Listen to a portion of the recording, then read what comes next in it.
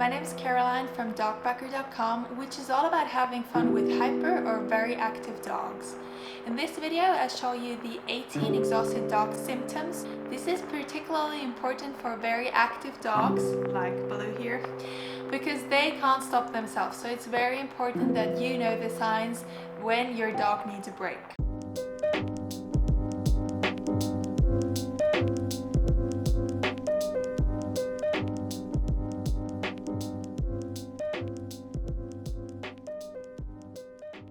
This video is based on a blog post I wrote recently about the 18 exhausted dog symptoms that I'll link down below.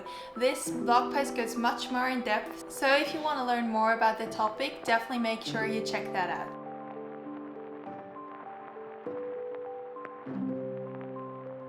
According to Cambridge Dictionary, exhaustion is a state of being extremely tired. When we're talking about dog exhaustion, there are basically two kinds that we could mean. The first one is heat exhaustion, and the second one is exhaustion in the sense of the dog being overtired.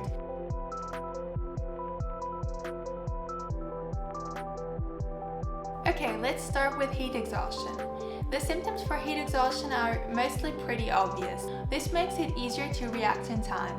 However, the symptoms that I'm about to show you can also occur in other circumstances. So if it isn't hot, if your dog hasn't been exposed to heat or warmth and he shows some of the symptoms, then it could also be another problem. He could be sick or there could be anything else. So keep that in mind. The first symptom for heat exhaustion in dogs is excessive panting. That's probably the most obvious one. So if it's really hot, your dog has his tongue on the floor, then it's clear that he needs some shade and a break. The next symptom is very slow movements. I don't know if you've ever seen that, but if it's hot in summer and I go out with Baloo, then he's walking significantly slower than in winter. I kind of like that because he's not pulling on the leash at all, pretty much. Yeah, he's walking behind me all the time, so it's really comfortable. But if it gets to an extent that he's barely moving at all, or he's really struggling and also panting a lot, then it's a clear sign of heat exhaustion. The next step is basically if they're unable to move at all. This is like really bottom line, that he has to get some shade and some water. It's like a very, very clear sign that he's suffering from heat exhaustion and that a heat stroke is not that far. The next symptom is lethargic behavior. So maybe he's forgetting commands, he's not even listening to his name, he doesn't want to take a treat. All these are signs that he's having a hard time adjusting to the heat. Number 5 is heart racing. So you can feel your dog's chest, and if it's like really racing in there and you feel like it has to work really hard, that's another clear sign. Number 6 is excessive drooling. So if there's no food around and he's drooling like crazy, that's another sign that he's actively trying to regulate his body temperature through panting, but it's simply not enough. The next symptom for heat exhaustion is dizziness or lack of coordination. So it might look funny, but it really isn't. If your dog can't walk straight anymore, he definitely needs some shade. And the last symptom is already very close to a heat stroke, and that is if he's vomiting or if he has diarrhea. If that's the case, that you really have no second to lose. Get your dog into the shade, give him some water, and make sure he can cool down. Bye bye, Baloo. If your dog shows multiple of these symptoms, then he's definitely suffering from heat exhaustion. If he can't cool down soon enough, then he might actually suffer from a heat stroke. So this is basically the next step. And what a heat stroke is that he's basically getting a fever from being exposed to the heat. So it means that his body temperature rises. As soon as it's over 106 degrees Fahrenheit or 41 degrees Celsius, he's feverish. And if that's caused by the heat outside, then it means he's suffering from a heat stroke. The problem is that he can't regulate his body temperature through panting, so it rises. And once it gets over, I have to look that up, 107 degrees to 109 degrees Fahrenheit, or 41.2 degrees to 42.7 degrees Celsius, then it can actually lead to multiple organ failure, which can lead to death. If you want to learn more about how to prevent heat strokes and how to deal with it if it happens, I'll link another blog post down below, so make sure you check that out.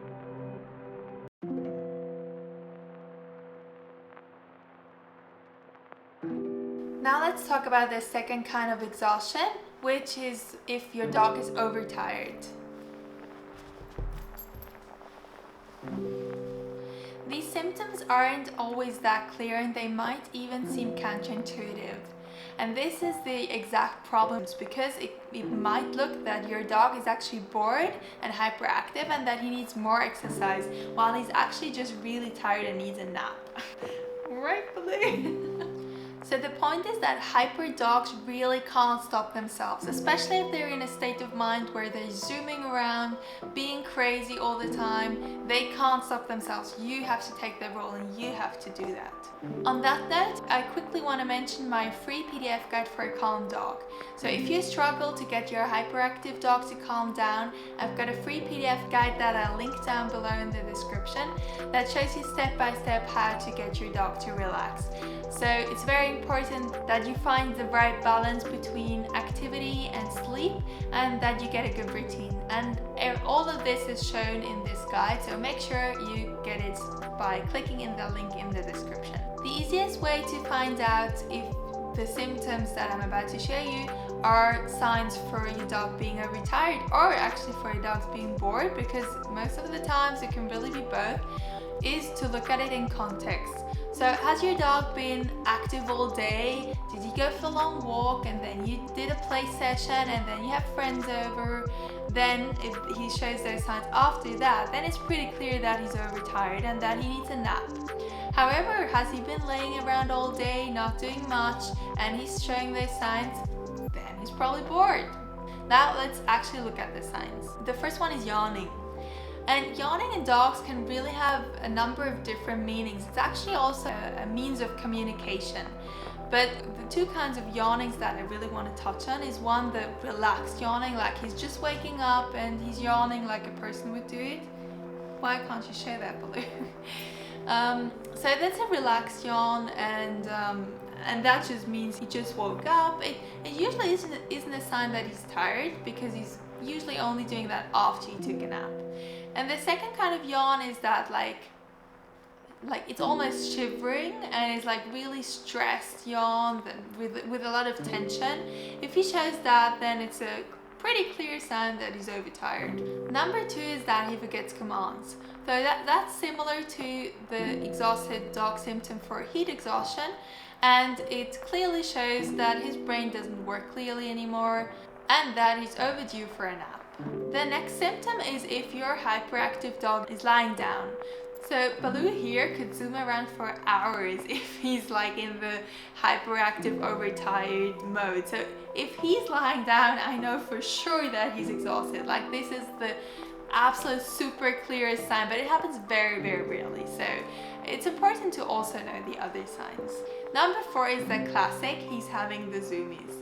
So I'm sure you all know what the zoomies are, and probably every dog has it from time to time. It's really fun to look at it because it's like this uncontrolled release of energy, but it's usually a sign that your dog has had enough and it's time for bed.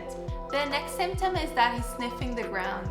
So I see this all the time in agility training that I do with Baloo twice a week. And we train for about an hour to an hour and a half maybe.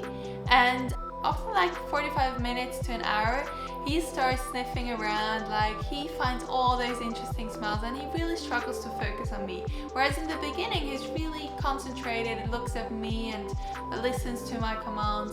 So once he's starting to sniff the ground, I'm like, okay, I think we're done for today. Excessive panting and lip licking can also be a sign for exhaustion in the sense of a dog being overtired. This is always a sign of stress and exhaustion, and it definitely means your dog needs a break. Number 7 is that he isn't acting like himself. So if your dog is usually calm and now he's acting like crazy, he's having the zoomies, he's being a clown, it's pretty much similar to a toddler. It's time for bed, yeah. Number 8 is excessive thirst. I see that with agility training as well. So after an hour, Baloo is drinking so much water. It's insane. It actually happened a few times that he had to go during the night. So we had a little accident in his dog bed because he drank so much water after agility training. So now I always make sure to stop a little earlier to make sure that he gets his rest when he needs it. The next sign is that he has no interest in playing. Dogs love to play. I mean, if your dog usually doesn't play much, then this isn't a sign, obviously. But if your dog loves playing like most dogs do really, and all of a sudden he doesn't want to, then he pretty much shows you, I've had enough. And number 10 is hiding. So this also depends on your dog's personality. Not all dogs will hide if they're overtired. Baloo certainly won't. He wants to be in the center of things happening because he's actually scared that he misses something, so he would never be hiding if he's overtired. But if your dog is more of kind of a timid or a shy character, then he might be hiding somewhere, and you should definitely leave him there because he's showing you, I need this time for myself, I need to rest. I've got a whole blog post dedicated to overtired dog symptoms, and I'll also link that in the description down below. So if you want to learn more about that topic, make sure you check that out.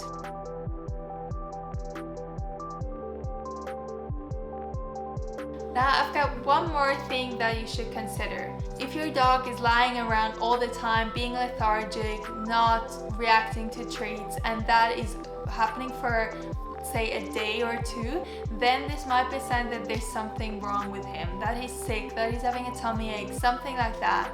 So if this stays like that for more than a couple of hours, for like 1 or 2 days, definitely go see your vet.